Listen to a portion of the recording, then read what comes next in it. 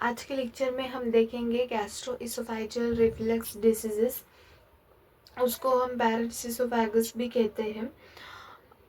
उसमें हम देखेंगे नॉर्मल कंडीशन क्या होती है, एग्जैक्ट डिसीज में क्या होता है और उसके कॉजेज क्या होते हैं, सिम्टम्स देखेंगे और उसमें कॉम्प्लिकेशंस क्या होते हैं। What is gastroesophageal reflux diseases is also known as acid reflux or heartburn. It is a chronic digestive disease. ये क्रोनिक डाइजेस्टिव डिसीज है और ये एसिड रिफ्लक्स भी कहते हैं इसको। नॉर्मल कंडीशन में मस्कुलर वॉल जो रहती है, जो स्टमक और इसोफेगस के बीच में रहती है, उसको हम लोअर इसोफेजियल रिफ्लक्स स्फिंक्टर भी कहते हैं। और वो लोअर इसोफेजियल स्फिंक्टर क्या करता है,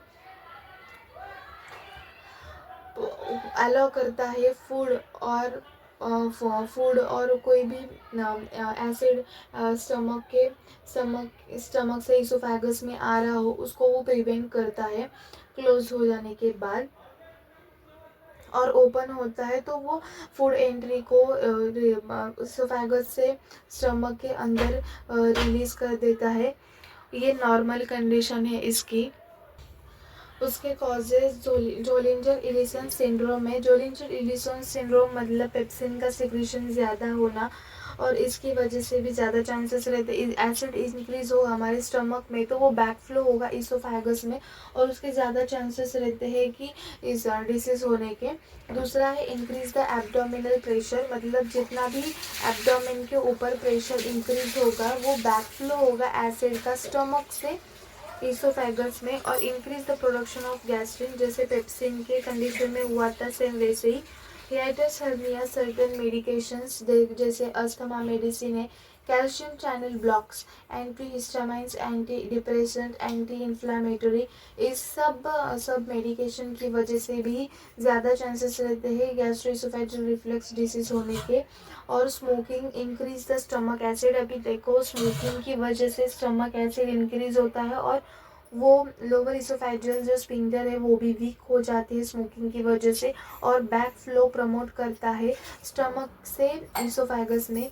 फूड बेवरेजेस जैसे chocolates, alcohol, spicy food, coffee, इस ये जो फूड्स है उसकी वजह से भी जो लोअर इसोफेजियल स्फिंक्टर है इसोफेगस और स्टमक के बीच का, वो वीक हो जाता है और एसिड बैक फ्लो होता है स्टमक से इसोफेगस में। उसमें से उसके सिम्टम्स से heart burn, burping, bloated stomachs, hoarseness of voice, bitter taste of the mouth, और pain discomfort in the chest, मतलब डिस्कम्फर्ट होता है चेस्ट में उसके, और बिटर टेस्ट होती है माउथ की, और जैसे हॉर्सनेस ऑफ वॉइस, वॉइस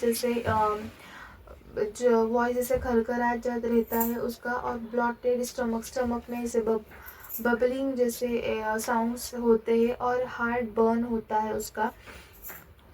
अब पैथोजेनेसिस अभी देखो कि लोअर इसोफेजियल स्फिंक्टर जो रहता है इसोफेगस और स्टमक के बीच का, वो जब फेल हो या वीक हो, उसकी वजह से acid from the stomach is goes back into the oesophagus, मतलब जो भी स्टमक का एसिड है वो बैक इजीली इसोफेगस के अंदर चला जाता है, क्योंकि जो स्फिंक्टर है वो अच्छे से काम नहीं कर पा रहा है।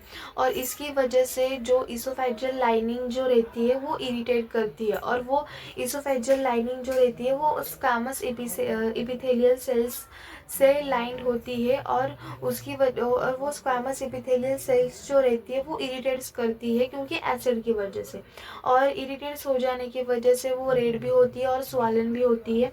और रेड और स्वालन हो जाने के बाद आफ्टर समटाइम्स ये इन्फ्लामेट होती है, और वो रिलीज कर देती है इंटरल्यूकिन 6 और इंटरल्यूकिन 8 और साइटोकाइंस रिलीज कर देती है।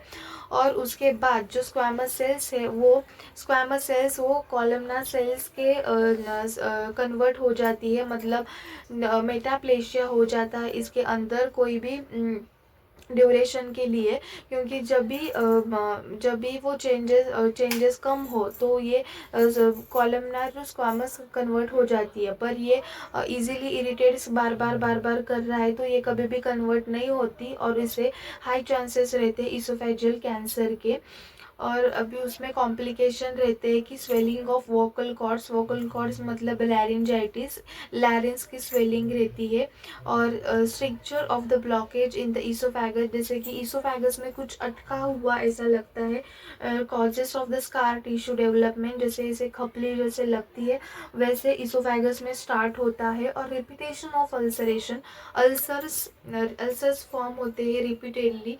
Barrett's oesophagus is a long lasting of gastro oesophageal reflex disease हो जाने की वजह से उसके ज़्यादा से ज़्यादा चांसेस रहते हैं ईसोफेजल कैंसर के। और लंग भी डैमेज हो जाता है। अल्सर्स इन द ईसोफेगस, अभी देखो ये सब पूरा जो है वो ईसोफेगस के रिलेटेड है। ये बैरेट्स जो ईसोफेजल रिफ्लेक्स डिसीज है वो कंटिन्यू रिपीटेड हो तो इसकी वजह से ईसोफेजल कैंसर के भी चांसेस रहते हैं।